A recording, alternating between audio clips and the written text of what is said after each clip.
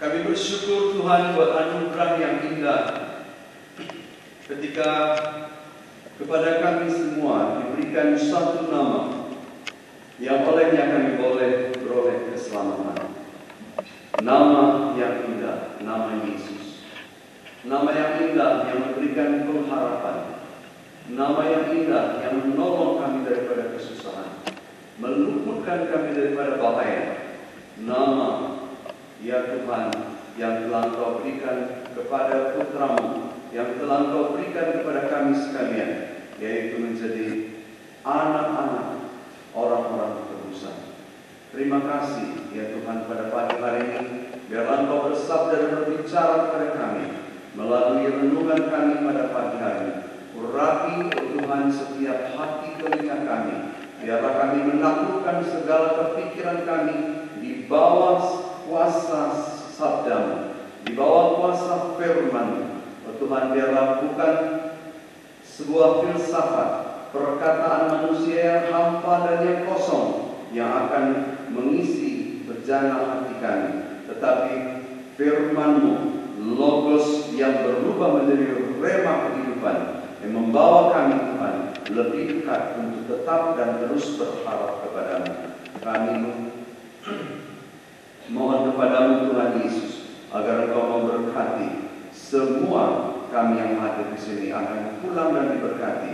Di dalam nama-Mu kami berdoa dan mengucap syukur, dan semua kita berkata amin. Amin. Amin. Shalom. Horas mari kita sudi. Ya.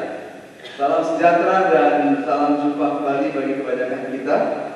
Mungkin sudah lama saya tidak berdiri di mimbar gereja AKBP, mungkin lebih dari 4 tahun. Kebetulan saya sudah tidak di Medan, dan ketika saya akan kembali ke Medan, saya berkomunikasi dengan Sintua Rudi Simanjuntak, saudara saya yang sangat luar biasa bagi saya, yang telah menolong saya dalam suatu keadaan di mana pada waktu tidak ada harapan, beliau tampil tanpa pernah saya kenal terlebih dahulu. Luar biasa. Sekali lagi terima kasih saya kepada Pak Simanjuntak, Rudi, dan juga kawan-kawan yang bersama dengan dia pada masa itu. Menolong saya untuk luput daripada sebuah kasus yang mendera saya di pengadilan di Kota Medan, dan sampai bahkan di Mahkamah Agung. Tapi Tuhan adalah pengharapan yang memberikan kebebasan. Ada amin? Amin. Terima kasih, Tuhan memberkati. By the way, saya Alwi Sentosus hadir bersama dengan anak saya dan juga kakak kandung saya, Monica, Pucu Kristen. Iya, Monica tadi tidak memperkenalkan diri, mungkin karena merasa tidak menjadi orang baru di tempat ini, karena dia juga adalah warga HKBP yang pernah dibaptis oleh almarhum preses kita LJ Nampulu di HKBP Sudirman bersama dengan saya pada masa kecil kami. Jadi kami mengenal Tuhan Yesus karena pelayanan gereja HKBP pada masa itu menjangkau masyarakat India yang ada di Kota Medan. Dan kemuliaan bagi Allah, kiranya HKBP tetap eksis untuk terus melayani, terlebih khusus kepada komunitas yang belum mengenal Tuhan Yesus. Baiklah, kita beralih kepada firman Tuhan yang kita ambil pada pagi hari ini. Bacaan kita dari Roma pasal yang ke-8, satu bacaan yang sangat harusnya membangkitkan iman dan pengharapan kita kepada Tuhan di pagi hari ini. Saya akan membaca dimulai di ayat yang ke-18 sampai dengan akhir. Kita semua diajak untuk membuka Alkitab kita dan membaca mengikutinya bersama-sama dengan saya. Sebab aku yakin bahwa penderitaan zaman sekarang ini tidak dapat dibanding dengan kemuliaan yang akan dinyatakan kepada kita. Sebab dengan sangat rindu seluruh makhluk menantikan saat anak-anak Allah dinyatakan. Karena seluruh makhluk telah ditaklukkan kepada kesia-siaan, bukan oleh kehendaknya sendiri, tetapi oleh kehendak Dia yang telah menaklukkannya. Tetapi dalam pengharapan, karena makhluk itu sendiri juga akan dimerdekakan dari perbudakan kebinasaan dan masuk ke dalam kemerdekaan kemuliaan anak-anak Allah. Sebab kita tahu bahwa sampai sekarang segala makhluk sama-sama mengeluh dan sama-sama merasa sakit bersalin.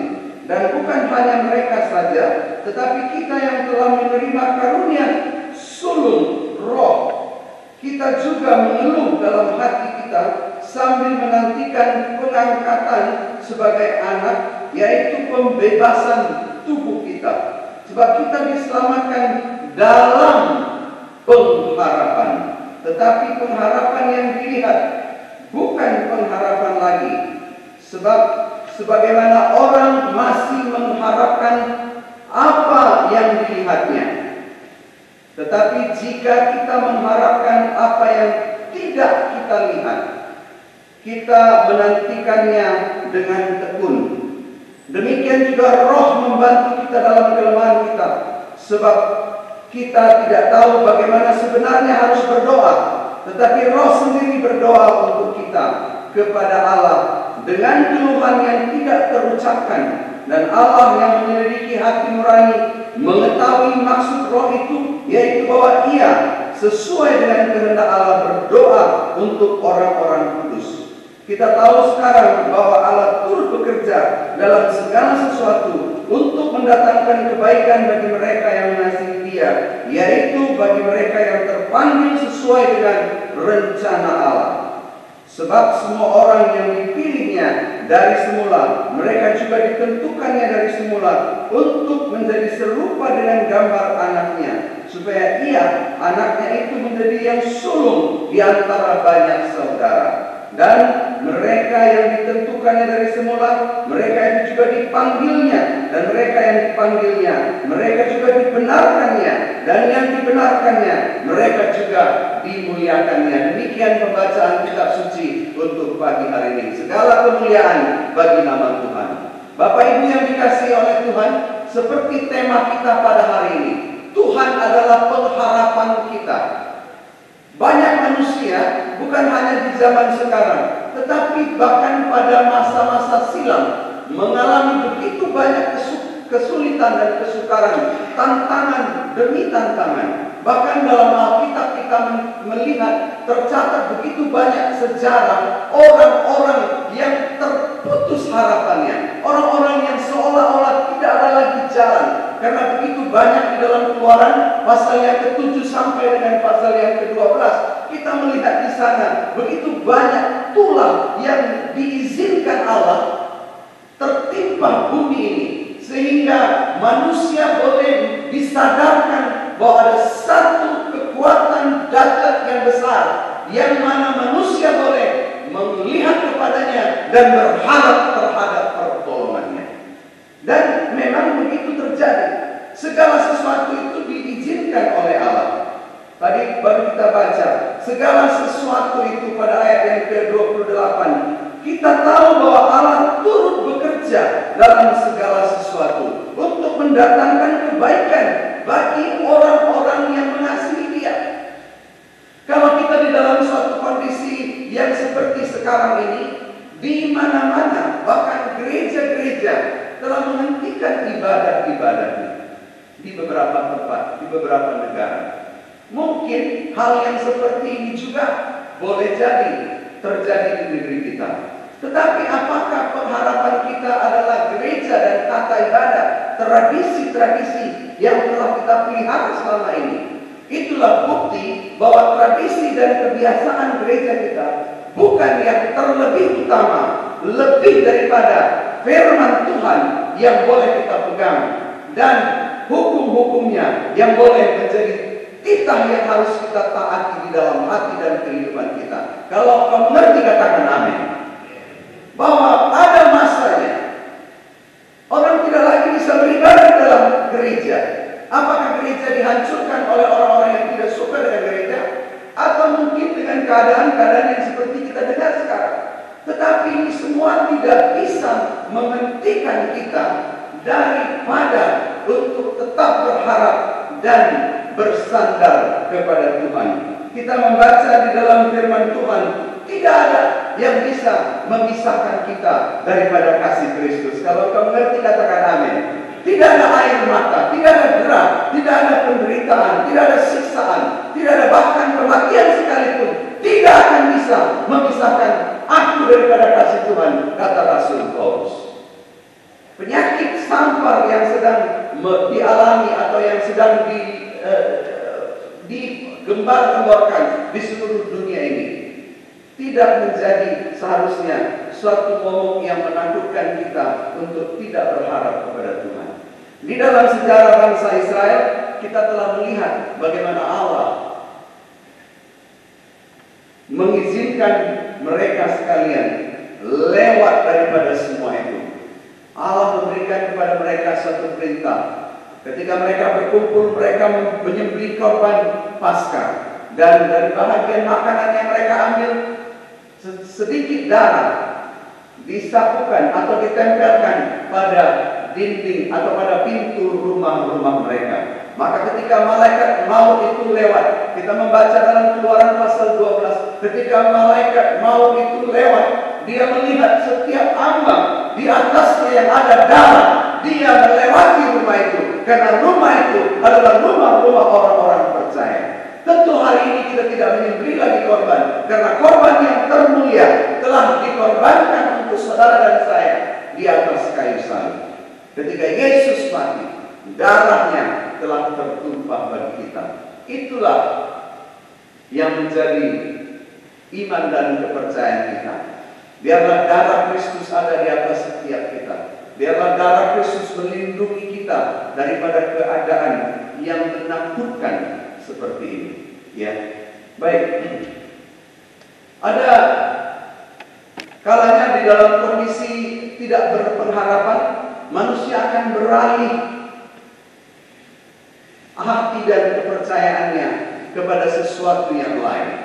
Manusia akan mencoba mereka untuk bagaimana dia bisa mendapatkan perlindungan. Banyak orang beralih kepada dukun, kepada ahli-ahli nuzul, kepada orang-orang yang dianggap orang-orang pintar di dalam saat mereka mengalami kemerosotan atau kerugian dalam berbisnis. Di dalam mereka mencari jodoh dan gagal, mereka mencari bimbingan orang-orang yang mereka anggap bisa menolong. Tetapi bagi kita, firman Tuhan dengan jelas berkata di dalam kitab Keluaran, di dalam kitab Bilangan, bahwa orang-orang yang mencari pertolongan kepada dukun dan orang-orang yang mencari pertolongan kepada para ahli nuzul, mereka itu adalah orang-orang yang terkutuk. Sebaliknya, firman Tuhan mengajarkan kepada kita. Mari kita baca di dalam Mazmur pasal yang ke-71. Mazmur 71, kita beralih, kita membaca pada ayat yang ke-1. Ya Tuhan, padamu aku berlindung, janganlah sekali-sekali aku mendapat malu. Bapak, Ibu, Saudara, adik-adik sekalian, perkataan ini adalah benar.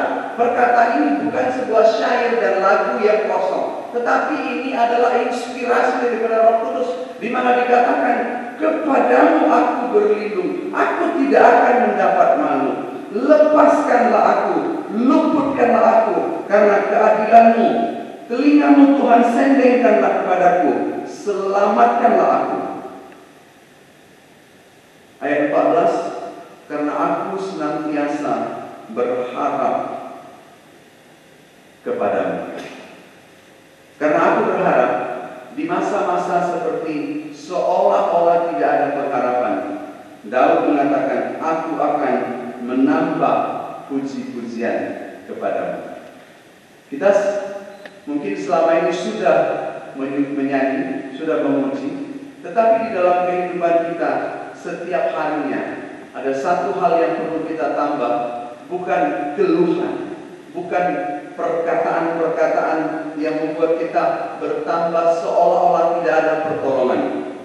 Daud berkata, di saat aku butuh engkau, di saat aku membutuhkan pertolonganmu, hanya satu ini yang ditambah, yaitu puji-pujian kepada Tuhan.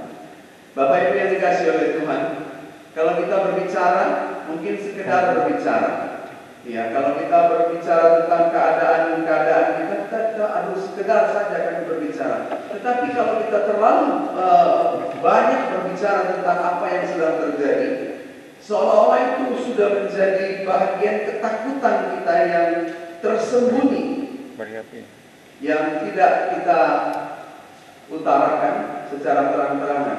Tetapi kecemasan, karena kecemasan dan ketakutan, kita akhirnya berkata,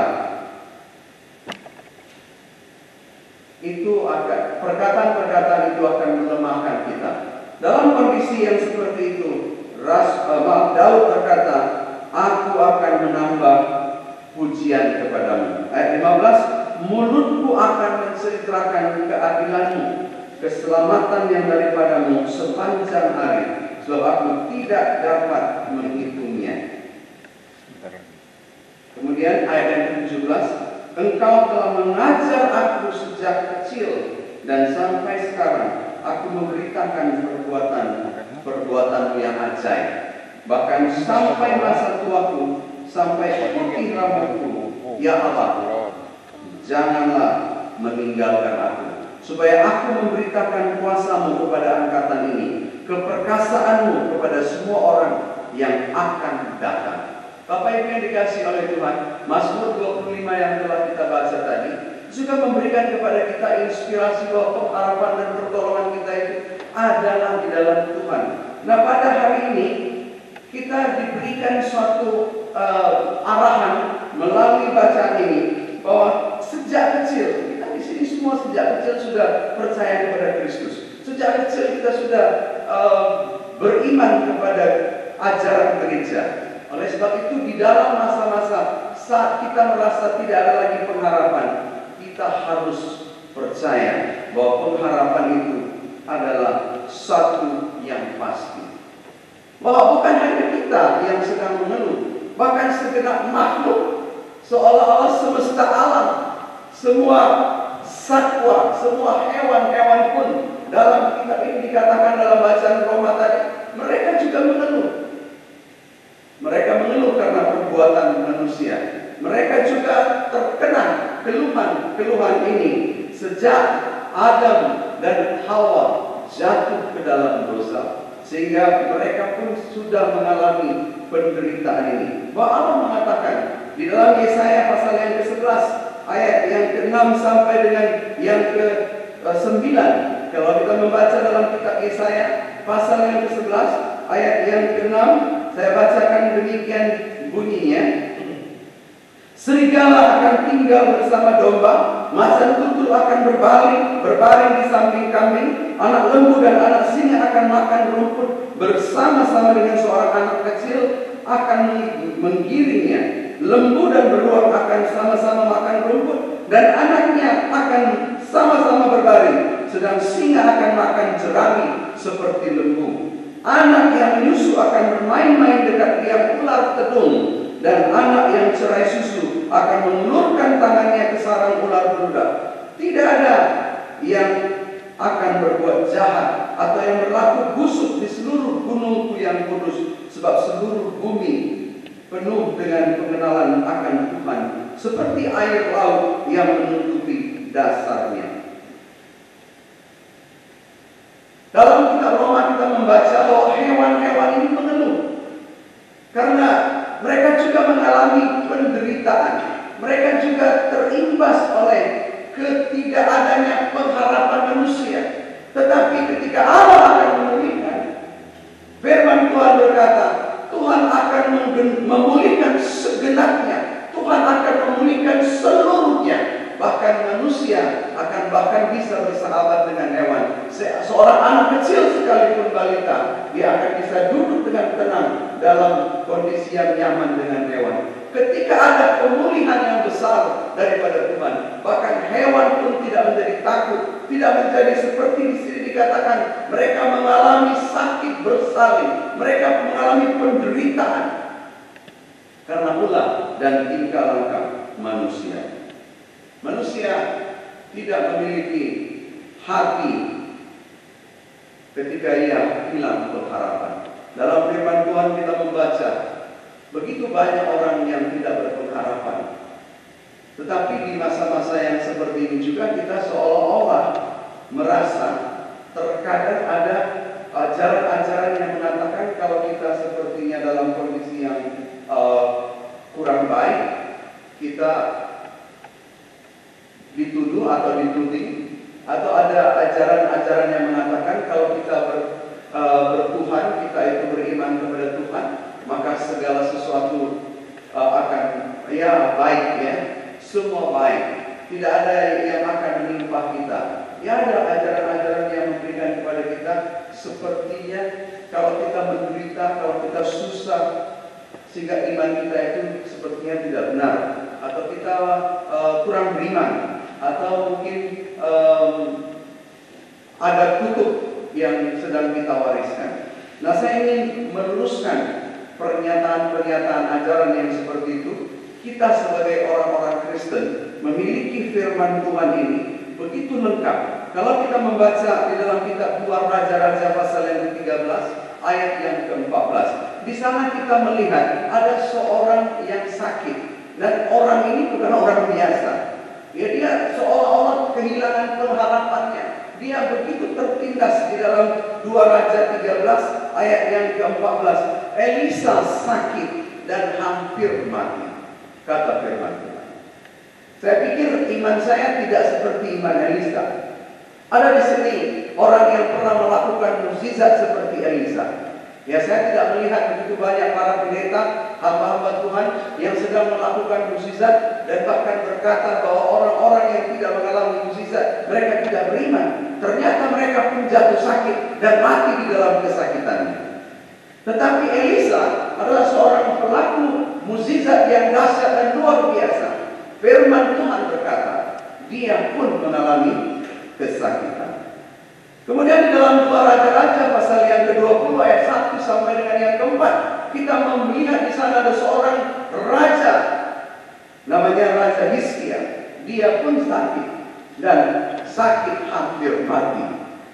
Jadi masalah kondisi tertindas, kondisi yang kurang nyaman, kondisi yang seolah-olah terpuruk, itu bukan baru saja dialami. Bukan karena kita kurang beriman, bukan karena kita kurang berdoa, bukan karena kita tidak percaya lagi kepada Allah. Memang ini semua adalah atas seizin Allah yang Maha Kuasa. Allah yang mengizinkan ini semua terjadi, sehingga ini semua terjadi. Yesus berkata supaya kemuliaan Allah dinyatakan. Orang bertanya, mengapa orang ini menderita? Mengapa dia ini sakit?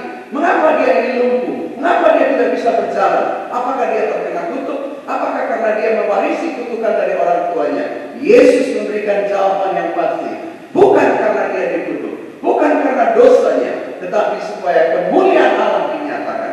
Ketika kita hidup di dalam keadaan yang tertindas, ketika kita hidup di dalam keadaan yang terpuruk, ketika kita hidup di dalam keadaan yang sangat-sangat sepertinya mencekam seperti sekarang ini, semua ini pun diizinkan Tuhan supaya kita semua boleh mengalihkan pandangan kita seperti Daud di dalam Mazmur 71 tadi, dengan berkata, pengharapanku adalah Tuhan. Kita juga melihat seorang yang lain di dalam 2 Raja-Raja pasal yang ke-5.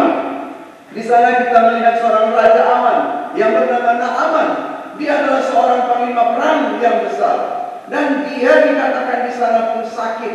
Dan ketika dia sakit, ada satu pemulihan, ada satu jawaban, ada satu pertolongan yang diberikan oleh seorang anak kecil, yang ketika itu dia berkata, ada pengharapan di dalam Tuhan. Ada amin?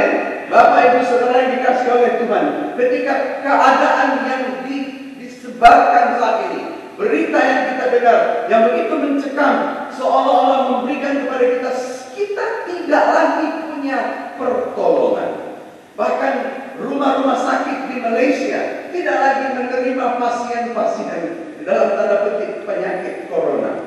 Beberapa rumah sakit di Singapura pun juga telah menutup. Bahkan para dokter dan perawatnya yang dikirim ke rumah-rumah tertentu untuk merawat mereka. Because there is no more ward in the hospital. Tidak ada lagi tempat untuk menolong orang yang sakit. Dalam kondisi yang seperti itu, manusia akan bertambah cemas.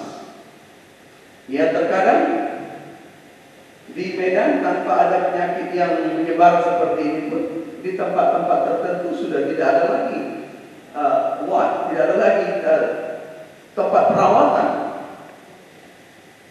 Apalagi bila mana hal ini menimpa dengan secara bertubi-tubi, di mana-mana kita akan mendengar berita bahwa tidak ada lagi rumah sakit yang bisa menolong. Biarlah pada hari ini kita ingat, ketika pertolongan medis pun tidak bisa datang, Tuhan tetap menjadi pengharapan kita. Yesus berkata, lebih baik seorang masuk ke dalam kerajaan surga dengan satu tangannya, dengan satu mata dan satu kakinya, daripada dia menolak kebenaran iman dan dengan utuh memiliki segala-galanya, tapi dia masuk ke dalam api penghakiman. Oleh sebab itu, mungkin kalau kita sedang mengalami, ada seseorang di antara saudara kita yang mengalami kondisi yang mencekam, marilah kita tidak menghunuskan jari kita dengan cepat dan berkata bahwa dia kena tulah karena Tuhan murka, atau dia kurang beriman terhadap Tuhan, atau bahasa-bahasa yang menyakitkan orang-orang yang kita kasihi, apalagi dia orang-orang yang kita kenal, orang yang beriman. Saya mengajak kita membaca 1 Timotius pasal yang keempat ayat yang ke-10, dan setelah itu kita baca ayat yang ke-9. 1 Timotius pasal yang keempat ayat yang ke-10. Itulah sebabnya kita berjerih payah dan berjuang, karena kita menaruh pengharapan kita kepada Allah yang hidup, juru selamat semua manusia, terutama mereka yang percaya. Ayat 9, perkataan ini benar dan patut diterima sepenuhnya. Saya ajak kita semua berkata ayat yang ke-9 sama-sama, 1, 2 ya. Perkataan ini benar dan patut diterima sepenuhnya. Apa yang patut diterima? Yang patut diterima, perkataan yang benar adalah kita menaruh pengharapan kita kepada Allah yang hidup. Banyak orang percaya kepada Allah, banyak orang menyembah para Allah yang lain, tetapi Allah yang saudara dan saya percaya adalah Allah yang berbeda. Nama Allah ini adalah Allah yang hidup. Allah yang hidup adalah pertolongan kita. Amin. Seorang penyair lagu zaman dahulu berkata bahwa Allah yang hidup ini, ya, karena manusia yang hidup pasti akan bisa menolong. Apalagi Allah yang hidup, dia bukan hanya menolong, tetapi dia mampu menjaga. Kalau musik bisa mengiring saya, boleh bersama saya, membantu saya. Dia katakan demikian. Tuhan menjagamu, las peroha maksavero saini ramotio. Tuhan menjagamu.